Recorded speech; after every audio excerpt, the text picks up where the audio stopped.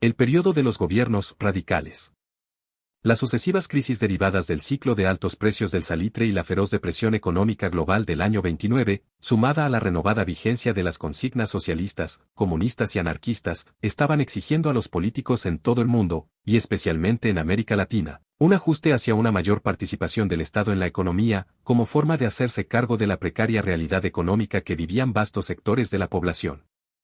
En consecuencia, en el caso de Chile, se habían generado las políticas sociales que intentó implementar el presidente Alessandri durante su primer gobierno, la visión estatista que logró implementar el presidente Ibáñez, una serie de distintos experimentos de corte socialista que condujeron a un caos político generalizado, que fue resuelto finalmente por un segundo gobierno de Alessandri que, si bien logró reducir los gastos en la administración del Estado, conservó ciertos elementos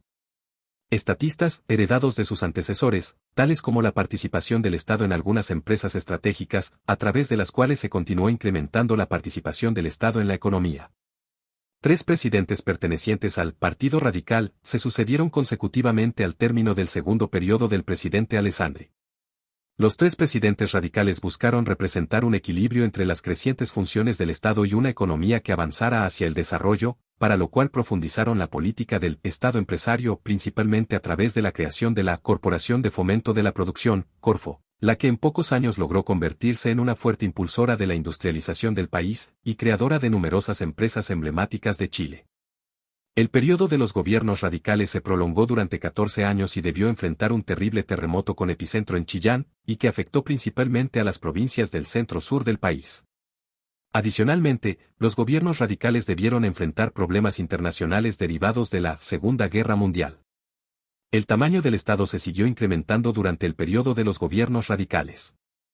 Además de lo mencionado respecto del Estado empresario, se creó el Ministerio de Comercio y Abastecimiento, actual Ministerio de Economía, Fomento y Reconstrucción, y se creó el Servicio Médico Nacional de Empleados, SERMENA, entre otros organismos públicos.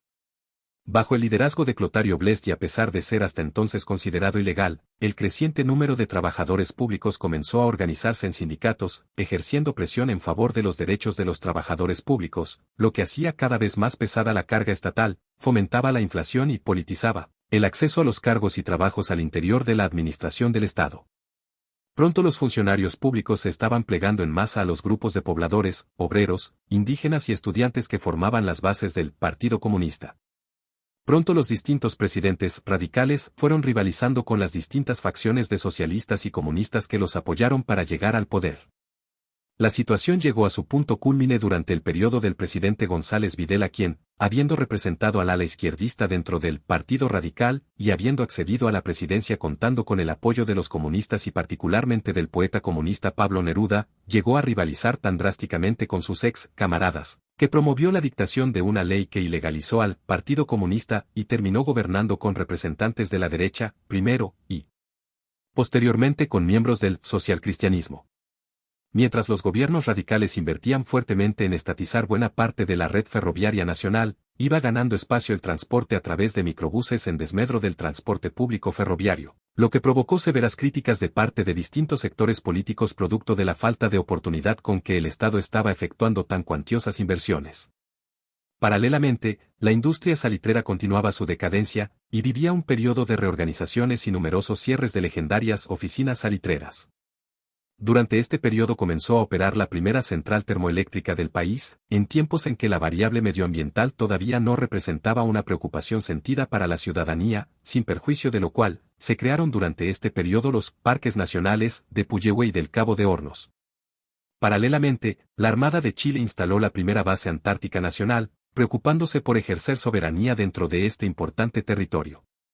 Durante este periodo se fue consolidando la tendencia de poblarse el sector oriente de la ciudad de Santiago, a medida que nuevas familias dejaban sus viviendas céntricas para trasladarse a los aún semi-rurales barrios de Las Condes, La Reina, Ñuñoa y La Florida, donde además comenzaron a instalarse numerosos colegios. En el sector céntrico de Santiago proliferaba el comercio a través de recintos tales como el conocido Persa Biobío, mientras que en distintos sectores del poniente de la capital comenzaron a proliferar las tomas y asentamientos ilegales a través de los cuales se fundaron las emblemáticas poblaciones Los Nogales, Recabarren, Bulnes y Nueva Matucana, entre otras, evidenciando una realidad social ineludible. Una situación similar a la del sector oriente de Santiago se vivía en la ciudad balneario de Viña del Mar, donde concurrían a residir numerosas familias jóvenes, provenientes muchas de ellas desde Valparaíso, para instalarse con acogedoras casas y trabajados jardines, ganándose el apelativo de la ciudad jardín.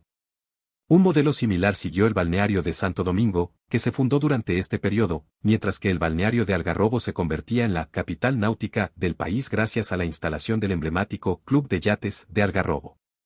La ciudad de La Serena, por su parte, recibía un impulso de modernización a través de las políticas públicas impulsadas por el serenense presidente González. El creciente número de urbanizaciones, además de la construcción de obras de infraestructura pública, dentro de la cual se destaca la construcción de numerosos aeropuertos, llevaron a un auge de las empresas constructoras privadas y de las empresas productoras de cemento.